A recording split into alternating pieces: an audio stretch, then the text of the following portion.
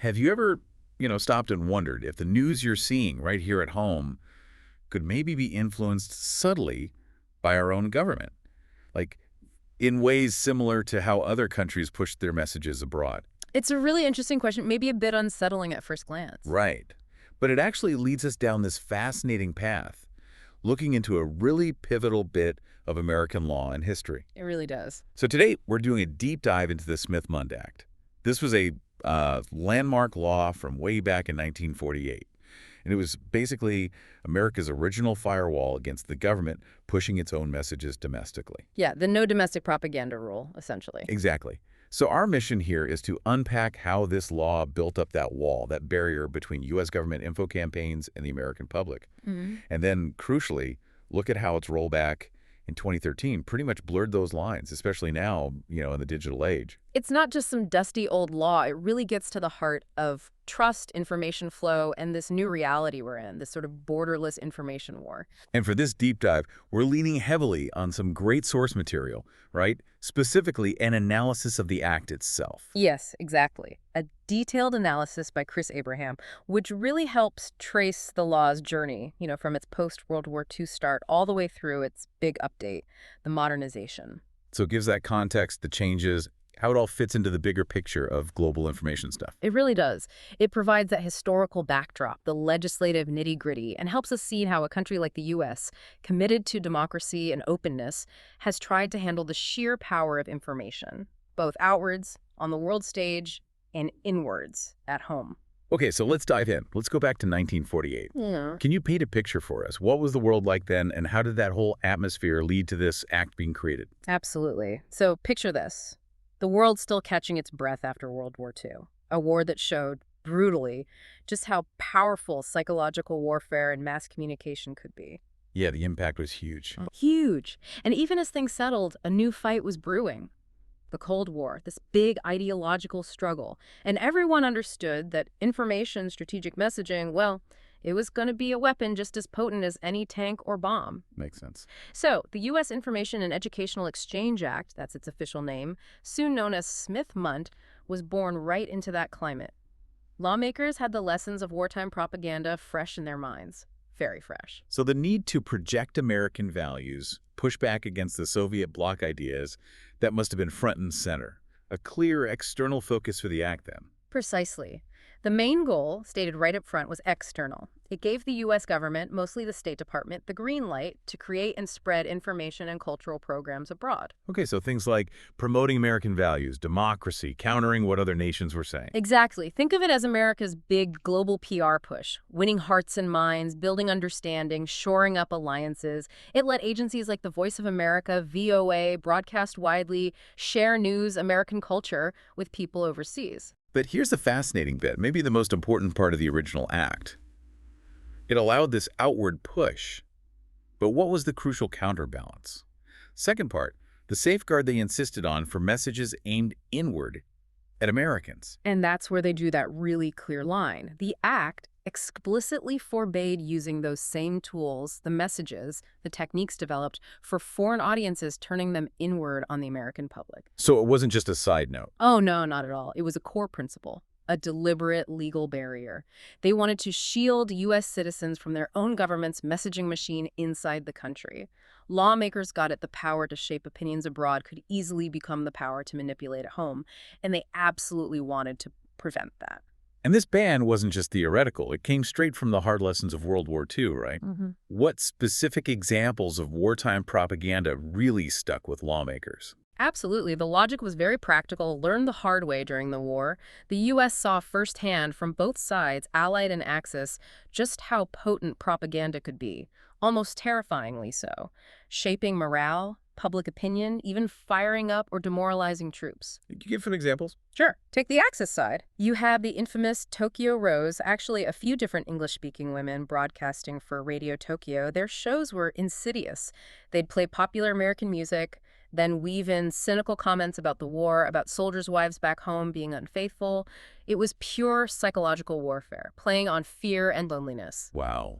That's dark. And then you had Nazi Germany's Lord Haw-Haw, William Joyce. He broadcast in English to Britain. He was clever, mixing bits of truth, like reporting actual bombing raids with demoralizing spins and exaggerations, trying to create panic, sow division. These weren't just news reports, they were calculated psyops. It's chilling to think about that direct psychological impact. But it wasn't just the Axis using these tools, right? The Allies had their own information operations, too. How did that play into the U.S. thinking? Right. The Allies were also effective. Britain's BBC World Service, for instance. It became this vital source of credible news in Nazi-occupied Europe. It was a powerful counter to Nazi propaganda, offering a steady, factual voice that boosted morale and shaped opinion. So the U.S. saw this power, wanted its own tools for the global information fight. Exactly. But they also recognized the danger.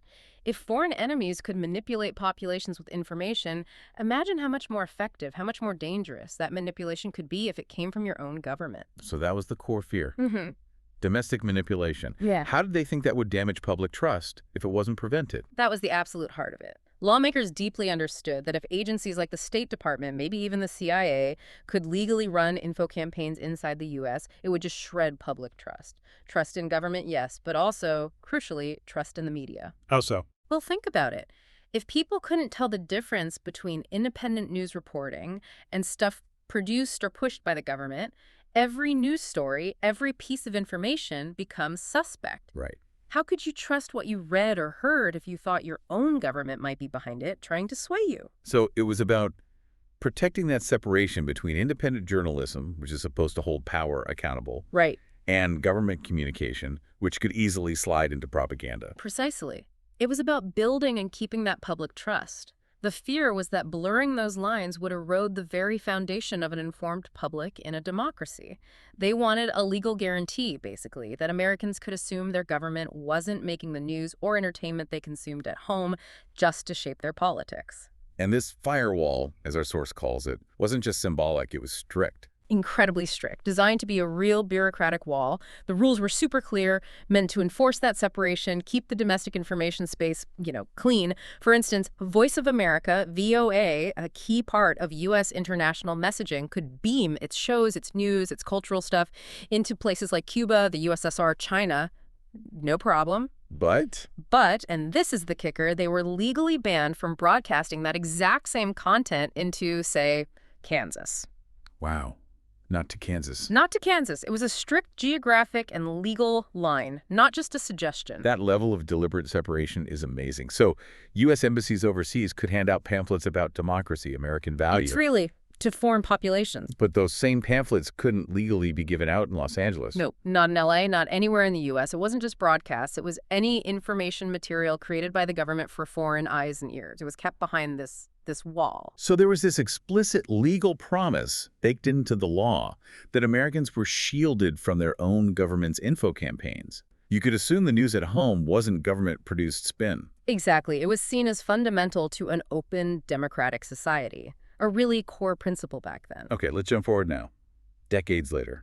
From the tight controls of 1948 to the completely different world of, say, 2013. What was the main thing that changed everything, especially how information moved around the globe? Oh, hands down, it was the internet and the explosion of digital communication that came with it. This wasn't just a small tweak, it was a revolution. It basically smashed those old geographic firewalls. Right. The old rules just didn't fit anymore. Not at all. Rules designed for radio waves and paper pamphlets started looking really outdated, kind of like trying to use a typewriter in the age of email. Information that used to be contained by broadcast range or physical delivery could now zip across the planet instantly, made the old legal lines really hard to maintain. And this borderless information flow created what people started calling the boomerang effect. Can you explain that? What did it look like? Sure. The boomerang effect is basically when content made for a foreign audience inevitably finds its way back into the U.S. So imagine VOA produces a video, maybe something tailored for an Afghan radio station, right? Talking about an American view on a local issue or maybe a cultural exchange. Okay. Before the internet, that video mostly stayed where it was intended. But by 2013, that same video gets uploaded to YouTube, or maybe a VOA article gets posted on their website.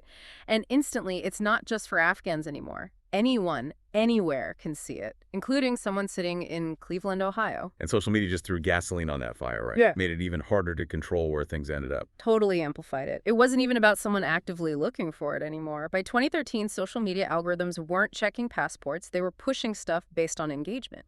So a VOA piece meant for Central Asia, if it got popular there, got shared. The algorithm could push it into American feeds. Exactly. Without anyone in the U.S. ever requesting it. A friend abroad shares a link, a news site picks it up. The content was essentially pulling itself into the domestic space. The old legal barrier designed for a world where you pushed information out, it just became kind of irrelevant. How do you stop information crossing borders when the borders are digital and everything's shareable? So this practical problem, this boomerang, it obviously sparked a big debate about the Smith-Mundt Act itself. Yeah. What were the main arguments from people who wanted to change the law? Well, the supporters of change basically argued, look, this old rule is meaningless in the age of Facebook and Twitter. They felt pretending the wall still worked when digital reality had poked it full of holes was, frankly, naive. So better to just admit reality. Their core argument was exactly that. Transparency was better than pretending the wall still existed. Yeah. If the content was already out there, accessible to anyone online, why keep a law that didn't match reality? They thought it was better to be upfront, let the content be openly available, instead of having it squeak back in unofficially. But the critics, they saw it very differently. They weren't just seeing a practical adjustment. They saw real danger, right? What were their big fears?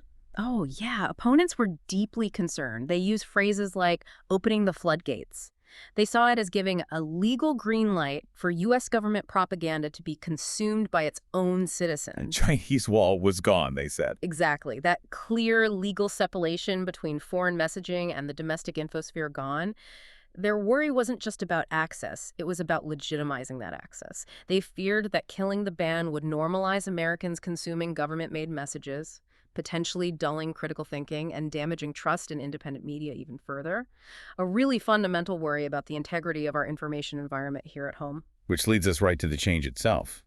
The Smith-Mundt Modernization Act of 2012. It took effect in July 2013.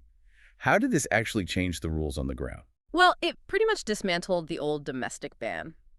It legally allowed the State Department and the U.S. Agency for Global Media USAGM, the agency that oversees VOA, Radio Free, Europe Radio Liberty, etc. It used to be the Broadcasting Board of Governors. Right. It allowed them to make their foreign-focused content available inside the United States. This was huge. A 70-year-old legal firewall officially torn down. It was no longer illegal for an American citizen to tune into a VOA broadcast, even if it was made for, say, North Africa. Now, there was that specific phrase in the law, upon request. But even with that wording, the lines blurred almost instantly, didn't they? How did that upon request part become, well, practically meaningless? It really did. Upon request sounded like it kept some barrier up, like you had to actively seek it out. But in the digital world, it doesn't really work that way. If VOA puts a story on YouTube, is clicking on it in your feed really requesting it in the old sense? Probably not. Anyone, anywhere, can find it with a search, click a link someone shared, or just have it pop up thanks to an algorithm. Social media algorithms don't care if you requested it. They push what's popular or what they think you'll click on. So basically, the content became available everywhere online by default. Upon request ended up being more of a legal formality than a real practical hurdle. You used that analogy before, the export only, beer or soda. Can you flesh that out a bit more? How does it show the shift after 2013? Yeah, I think it helps clarify things. Before 2013, think of America's propaganda vintage. It's info and cultural stuff designed to promote U.S. values abroad as strictly for export. Like a special beer brewed only for international markets, legally barred from being sold at home. Okay. Americans were supposed to get their news and info from private, independent media, a clear separation. The Smith-Mundt Act was the law keeping that export brew off the domestic shelves. And sometimes those export versions might even have different ingredients, right? Tailored for a specific foreign taste. The point was separation. Exactly. Different ingredients because the purpose was different. Domestic audiences were meant to get their view of the world from independent sources, free from government strategic spin. But after 2013, that export product could also be sold at home. And that's the core worry for critics. That's the crux of it. They argue it risks diluting public trust, eroding the separation between government PR and independent journalism. If the government is now allowed to put content out there that Americans can consume, How do people tell the difference? How do you evaluate something that looks like news but actually came from a government agency with a specific goal in mind? While the proponents would say, look, it's naive to think a separation still existed anyway, given the internet, but the question lingers for a lot of people. What's the psychological impact? What does it do to trust in media, trust in government info, when that legal firewall is just gone? It feeds into this wider issue, what some experts call a crisis of epistemic trust. When that line blurs, even well-meaning government messages can start to look suspicious. It forces you, the listener, to constantly ask, is this real news, or is it spin, is it independent, or is it designed to influence me? That sounds exhausting. It is this constant need for vigilance, for source-checking everything. It breeds cynicism, not just about government, but about all information sources. And that cynicism, unfortunately, makes people more vulnerable to actual disinformation from anywhere because the old markers of what's trustworthy feel less reliable. The ground feels less solid. This really hits at a fundamental aspect of state power itself, doesn't it? Propaganda or strategic messaging, it's as much a tool in the state's toolkit as the military or the economy. Is it fair to say every country does this? Oh, absolutely. Propaganda, if we use the broad definition, strategic messaging to shape opinions or actions, is a universal statecraft tool. It's fundamental to how nations operate internally and externally. Though governments prefer other terms. Right, definitely. They'll often use public diplomacy or strategic communication, especially for overseas stuff, to avoid the negative baggage of propaganda. But the core idea is influence through information. Highlighting values, building understanding, countering rivals. Nations just differ in how open they are about it and the specific methods they use, but they all do it. It's a constant part of international relations. And within that, there's the concept of soft power, coined by Joseph Nye. Not about force, but attraction. Exactly. Joseph Nye's idea of soft power is a nation's ability to get others to want what it wants, not by threatening them or paying them, but by making its culture, its values, its policies seem attractive and legitimate. It's persuasion through appeal. Like Hollywood movies or music. That's a classic example. The global appeal of American pop culture can project an image of dynamism, freedom, making American ideals seem aspirational. That kind of subtle influence can often achieve more long-term than military threats or economic sanctions. And during the Cold War, the U.S. went all in on soft power, didn't it? Billions invested. Yeah. What were some key examples? Massive investment. Think about the big radio operations. Radio Free Europe started in 1950. It beamed uncensored news, analysis, culture into Soviet-controlled Eastern Europe. It was a lifeline, offering an alternative to state media, telling people news from their own countries that their governments were suppressing. Giving them a connection to the outside. Right. Then there was Radio Liberty from '53, aimed right at the Soviet Union itself, trying to foster dissent, paint a picture of a different reality. These weren't just news shows. They were deliberate counter-narratives, pushing freedom, democracy, prosperity, everything the Soviets stood against. And it wasn't only radio, there were more direct tactics too. Information warfare. Absolutely. Beyond the broadcast, you had tactical information warfare, often called psychological operations or PSYOPs. During Vietnam, for example, the U.S. military dropped tons of leaflets over North Vietnam and Viet Cong areas. What did the leaflets say? Messages designed to demoralize enemy troops, encourage them to defect, explain U.S. goals. Sometimes they even included safe conduct passes for surrender. It was a whole spectrum approach, mixing strategic messaging with battlefield tactics. But soft power was broader than just PSYOPs, right? Cultural diplomacy played a huge role. Huge. Cultural diplomacy was key. You had the Fulbright program, started in '46, sending scholars back and forth, fostering understanding, showcasing American openness. A subtle but powerful counter to Soviet claims about America being closed off. And the cultural exports. Jazz tours. Oh, yeah. Iconic jazz tours with people like Louis Armstrong, Dave Brubeck, hugely popular behind the Iron Curtain. They conveyed this sense of American freedom, creativity that really resonated. Plus, Hollywood films showing individual success, consumer plenty, even agricultural shows displaying American tech and abundance, all designed to send a message about freedom, innovation, prosperity.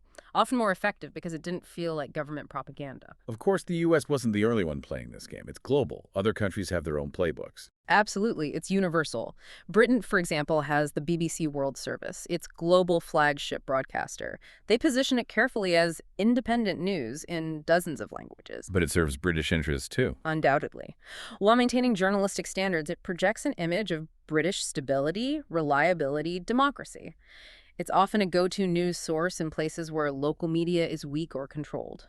And America's rivals, Russia. You see similar moves. Russia had Radio Moscow back in the Soviet days. Later, they launched RT Russia Today, basically the Soviet and Russian versions of the same game. What was their aim? Radio Moscow was the Kremlin's voice, pushing the party line, criticizing the West. RT post-Cold War presents itself as an alternative news source, often highlighting Western problems, platforming dissenting voices. A more subtle way to question the dominant Western narrative, project their worldview, sometimes stir up trouble in rival countries. And China's got a massive global media footprint now. It's huge. CGTN, the China Global Television Network, is Beijing's official mouthpiece worldwide, promoting China's economy, culture, pushing back against criticism on human rights or geopolitics. And more recently, you have the TikTok and WeChat ecosystems. Not just apps. Not just apps, they're powerful cultural influence channels with state-linked content moderation. The algorithms, the rules about what gets seen or suppressed can subtly align with Beijing's views, influencing global perceptions on a massive scale, often without users even realizing it. Then you have the really overt stuff like North Korea's border loudspeakers for decades, blasting propaganda south. But you mentioned something interesting for our 2025 timeline. They dismantled the last one. Yeah, reportedly dismantled the last one on the border in 2025. It's fascinating. For decades, those speakers were a constant, unavoidable fixture on the DMZ. Very direct, loud psychological warfare, patriotic songs, anti-U.S. stuff, praising the Kims. So why stop now? Well, it might signal a slight thaw in relations in that specific spot, but it probably also shows that even North Korea recognizes that in the age of digital media everywhere, a static loudspeaker, however noisy, is less effective than maybe more subtle digital campaigns. It might reflect a shift in their own info strategy, following the global trend towards digital. It really drives home the point. Propaganda, strategic communication, whatever you call it, it's just part of how states operate. Always has been. Exactly. A universal tool. Cool. The methods change, the transparency varies, but the game continues. Okay, let's try and map this out historically. Put it on a timeline. See how information warfare and global messaging evolved, adapting to world events and new tech. We can start right back at WWII. Right. The WWII foundations, roughly 41 to 45. The U.S. set up the Office of War Information, the OWI. It was huge, making films, radio shows, posters, leaflets, and critically, aimed at both foreign audiences and Americans at home. So unified messaging during the war. Totally. Domestically, it was about morale, explaining the war, pushing rationing, unity. Internationally, countering enemy propaganda, rallying allies. Centralized info control that, people would question later in peacetime. And Voice of America, VOA, started then too in 42. What was its immediate job? VOA's first job was urgent, broadcast news into Axis territory. Their famous first line was, "The news may be good or it may be bad. We shall tell you the truth." A direct shot at Nazi and Japanese lies. They wanted to give an American perspective, counter enemy stories, give facts to people under occupation, undermine morale, encourage resistance. And the Allies, like Britain's BBC Overseas Service. Crucial. The BBC was that vital, credible voice in occupied Europe. Accurate news, coded messages for resistance fighters, boosting morale, really set a standard for international broadcasting. While, as we said, the Axis had Tokyo Rose and Lord Haw-Haw doing their psychological warfare thing. Okay, fast forward to the early Cold War, 46 to 60. We get the Smith-Mundt Act in 48. That legal wall against domestic dissemination we talked about, setting the rules for the new Cold War info fight. Exactly. And the U.S. ramps up broadcasts at its new adversaries. Radio Free Europe, RFE, starts in 50, aiming at Eastern Bloc countries.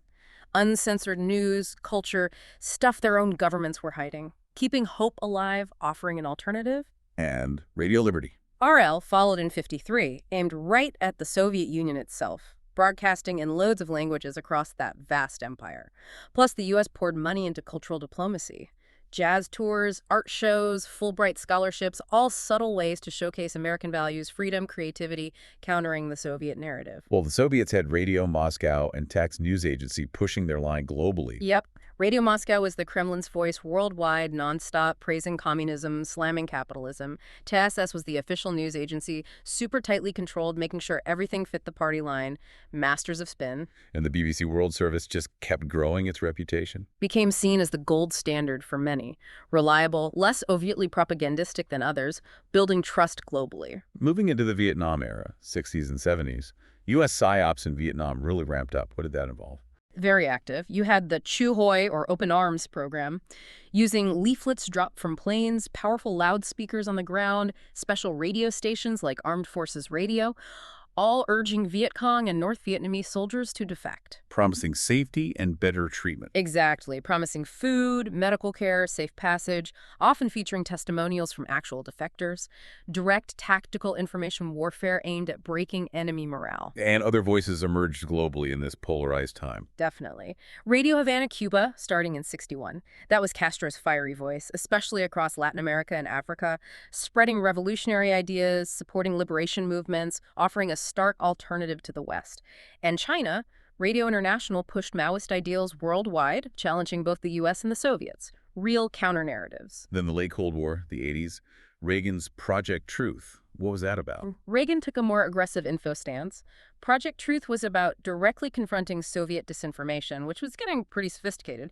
The U.S. wanted to expose Soviet lies, highlight the contrast with democracy, go on the offensive ideologically. While the Soviets doubled down on active measures, disinformation. Oh, yeah. Active measures was their term for all sorts of covert influence propaganda, forgeries, political meddling. A prime example was that horrible false story they spread that AIDS was a U.S. bioweapon. That was a Soviet active measure. A major one, designed purely to damage the U.S. image. So mistrust.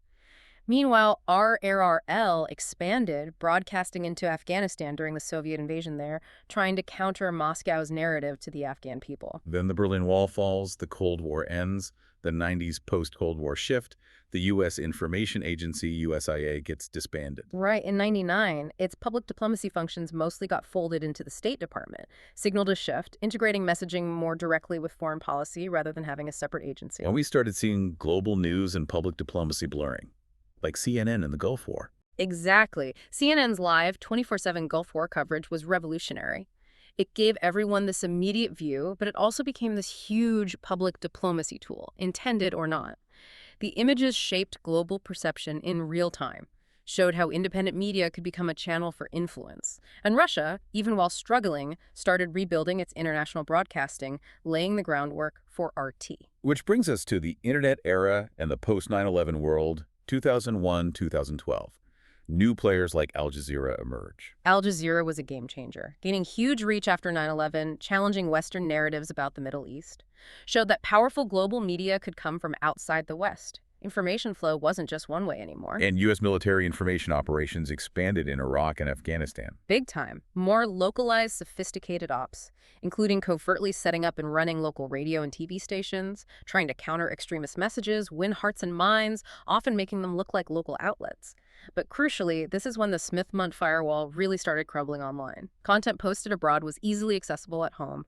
The ban was becoming unworkable. Which leads right back to the Smith-Mundt Modernization Act of 2013, lifting the domestic ban. USAGM could now make VOA RRRL content available domestically. And the debate raged, as we discussed. Critics feared domestic propaganda. Proponents said the internet made the ban obsolete anyway, but the law changed. What was forbidden was now allowed. Ushering in the era we might call the social media propaganda wars from 2014 onward. Russia's Internet Research Agency, the IRA, becomes infamous. How do they use these platforms? The IRA mastered social media manipulation, not just old-school propaganda. They created fake accounts, bots, fake activist groups, spreading divisive content, amplifying extremism, targeting U.S. elections. Using Facebook, Twitter, Instagram to sow chaos, exploit divisions, showed how vulnerable open societies were online. And China's strategy with TikTok and WeChat, more subtle cultural influence. Much more subtle, often. These platforms are huge cultural influence channels with state-linked content moderation. The algorithms, the censorship, even if not always obvious, can shape narratives, suppress criticism, promote views aligned with Beijing, influencing potentially billions of users, often blending influence with entertainment, soft power at scale. And then 2025, The symbolic end of North Korea's loudspeaker diplomacy. Dismantling the last one. Yeah, that symbolic end of an era. Crude, loud, physical propaganda giving way completely to the digital battlefield, even for a regime like North Korea. So after tracing all this history, this evolution, what does it actually mean for you, the listener, right now in 2025? What's the bottom line? The bottom line is fundamental. The old Smith-Mundt world, the one with clear borders for information, controlled channels like radio waves and print, that world is just gone. Completely gone. Completely. Today, information, including state-sponsored messages, is borderless. And that's not mainly because the law changed in 2013. It's because the medium changed. The internet broke those barriers first. The 2013 law basically just caught up, legally aligning the rules with the reality. It acknowledged the situation technology had already created. But the impact of that alignment, the psychological cost for you, the listener, it's significant, right? That formal guarantee, that legal assurance that your own government wasn't targeting you with its info campaigns at home, that's gone. It is, and it fits the global pattern we've seen. For every major power now, the message is potentially for everyone, everywhere, all at once. No neat split between foreign and domestic anymore in the info space. So what does that mean practically? It means you have a much bigger responsibility now to be critical, to really scrutinize the information you consume. That default assumption that government wasn't in this domestic messaging game, the assumption Smith-Mundt legally supported for decades. You can't make that assumption anymore. So what questions should you be asking yourself when you see news or content online? Constantly ask, okay, where did this really come from? Who made it? Why? What was its original purpose? Is this independent reporting? Or is it a government message, maybe originally for overseas, but now legally here for you to see, potentially with a strategic goal behind it? And how does the platform, seeing it on Facebook, TikTok, a news site, how does that shape how it looks or how far it travels? That's the new reality. The lines are blurred. Government content can reach Americans legally. Agencies can talk to domestic media more freely. The global info war isn't happening somewhere else. It's happening right here in your feed, on your screen. So wrapping this up, we've gone from that strict 1948 ban designed to shield Americans from government messaging at home through decades of changing tactics and global information wars right up to today's borderless environment. Driven by tech, finally codified by that 2013 Modernization Act. And it's key to remember the law didn't create this borderless world. It just sort of rubber-stamped the reality the internet had already built, that old analog firewall. It was leaky long before they officially took it down. So maybe a final thought for you to chew on. In this world where any state's message can reach anyone, anywhere, and the lines between foreign influence and domestic news are so incredibly blurry, how do we as a society maintain any kind of trust in our media? And maybe more importantly, what new heavy responsibilities fall on each of us individually to constantly question, to evaluate every single thing we see and hear, knowing that old legal wall isn't there anymore?